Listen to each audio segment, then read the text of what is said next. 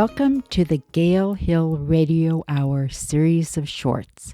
We're kicking off the series with musician Mike Forfia, who lives in Brooklyn, New York. In this excerpt from his interview, he's talking about how he came to live, work, and thrive in New York City. So how'd you get to New York City or the New York City area? What brought you there? Yeah, well, I had been coming up here since I was 18. I first went on a band trip with Firestone High School. And when everybody else went to see The Lion King, which I'm sure I would have loved, one of the parents got permission to take a few of us to Birdland Jazz Club. And oh, wow. At 18, isn't it? How fun. Yeah, so I started coming up here with friends on solo trips. When Megabus first came around, I got a $1 ticket from Pittsburgh to New York. And so by the time I was getting done with grad school at 26, I was really kind of wondering if this was somewhere I wanted to go. And I found out about a grant opportunity.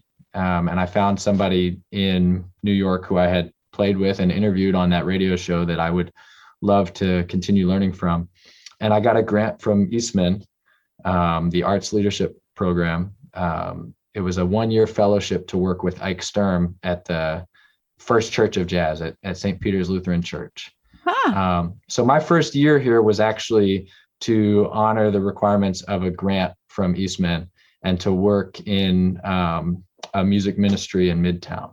And it was, you said, of the First Church of Jazz? Yeah. It's called, it's sort of I'm not sure exactly where that moniker came from, but it's a Lutheran church. It's been in the city for over 150 years. And, but in the 60s, they had a pastor who was very well connected to the jazz community and understood a lot of the challenges that they were going through, especially in the early 60s. And he would just go out and help them pay their bills. He would go out and help them, get some food. And they started coming to his services and they'd say, well, let me pay you back somehow. And for over 50 years, there's been a 5:00 jazz vespers service at St. Peter's Church. It was formalized in the early 2000s with a music director for that role once the pastors who were over that had retired. And so there are a number of churches here who serve very specific communities, and there are a number of places where they incorporate jazz. But this church very much became a haven for the jazz community in a tough time, and has been the site of a lot of healing. It's where they had John Coltrane's memorial. It's where they had Thelonious Monk's memorial. Duke Ellington performed one of his sacred concerts there. When Billy Strayhorn died, he donated his piano, which is the piano in the sanctuary. Oh my goodness. What a marvelous tradition, and it started with all good, helping an important part of the community. That's wonderful. Yeah. Love that story. So you went from there, and what happened? Yeah. So after a year there, which was my first year in New York, I was kind of exhausted, and I had, even with a grant, it was an expensive first year to be sort of starting fresh. The final straw for me, I remember the brakes in my car went out in the battery tunnel on my way to a gig.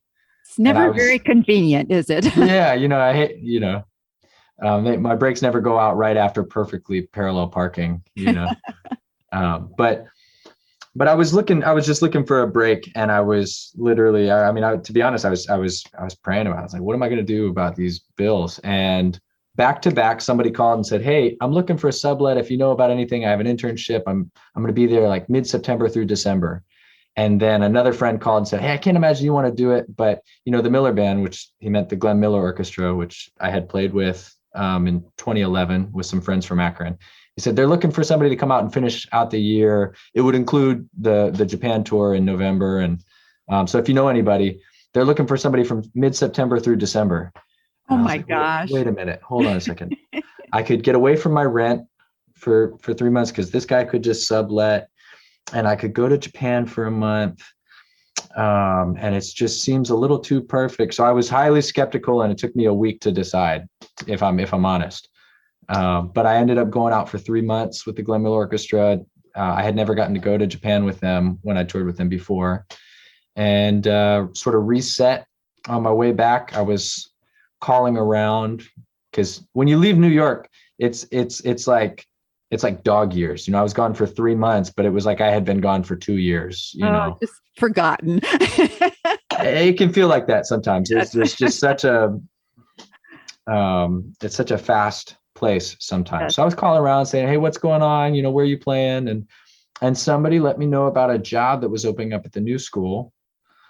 And I really wasn't even looking for a job. I definitely wasn't looking for full time. But when he told me about it, it sounded fascinating. It sounded like another interesting intersection, like the physical therapy office and like the First Church of Jazz, another intersection of music and wellness.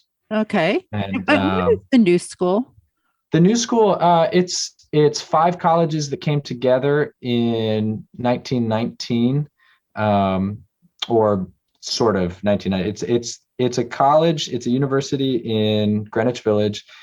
Sometimes people have heard of Parsons. Yes. Yeah. So Parsons is one of the colleges in the new school. Oh, okay. Sometimes people have heard of the Actors Studio, which was born out of the School of Drama. School of Drama is part of the College of Performing Arts, which is part of the new school. Sometimes people know about the New School for Social Research or the University in Exile, but it's 5 colleges, all distinctive in their own right. Some of the schools go back farther, go back to the 1800s, but it was formalized as a university, I think, in the 60s. But the new school itself was sort of 1919. It was the result of 2 Columbia professors who were pacifists and wouldn't sign a loyalty pledge in support of World War I, who left and said, we're going to try and make higher education more accessible to blue collar workers and to labor, people in labor, to continue learning. A wonderful mission. Yeah. Yeah. Ironically, it's now a very expensive private institution, but it's both. Started out though with that. Yeah. It's many things, like a lot of things here, with a rich and long history. This is Kate Jones with the Gale Hill Radio Hour. Until next time, thanks for joining us. Please remember to subscribe, like, and share. It's greatly appreciated. Thank you.